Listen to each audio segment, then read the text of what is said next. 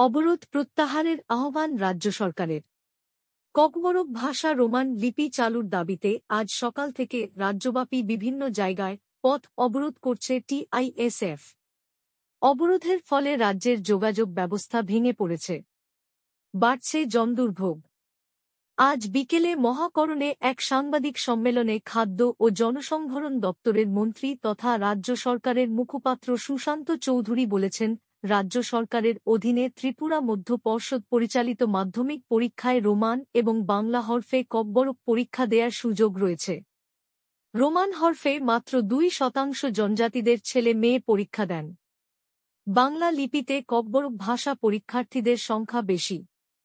উভয় ভাষা লিপিতে পরীক্ষা দেওয়ার সুযোগ থাকবে বলে তিনি জানিয়েছেন।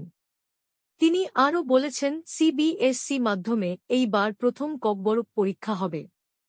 সিবিএসসি কোন ভাষা লিপিতে পরীক্ষা নিবে তা জানা যায়নি।